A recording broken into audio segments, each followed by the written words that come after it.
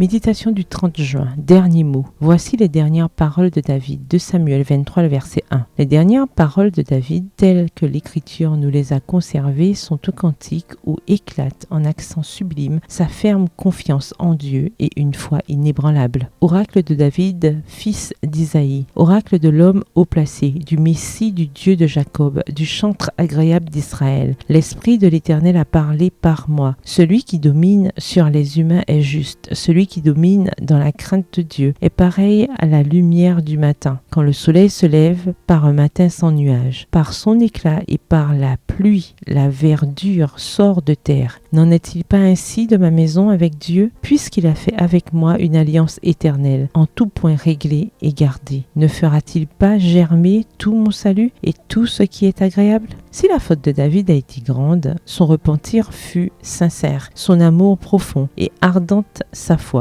Dieu lui a beaucoup pardonné, aussi l'a-t-il beaucoup aimé en retour, voir Luc 7, le verset 48. Les psaumes du roi d'Israël, en effet, nous font penser à travers toutes les phases de l'expérience religieuse des profondeurs de la culpabilité consciente et du remords. Il nous transporte jusque sur les hauteurs séraphiques de la foi plus sereine et de la communion avec Dieu. La vie du roi David nous enseigne que si le péché n'apporte que le malheur et la honte, l'amour et la miséricorde de Dieu descendent jusque dans les plus noirs abîmes du mal pour en ramener l'âme repentante et la transporter sur les sommets sublimes réservés aux fidèles. La carrière du roi berger est l'un des plus puissants témoignages qui soit de la fidélité, de la justice et de la miséricorde de Dieu. Glorieuses sont les promesses faites à la maison de David, promesses qui embrassent les âges éternels et ont leur couronnement en la personne de Jésus-Christ. Texte tiré du livre Patriarches et prophètes au chapitre 73 aux pages 734 et 735.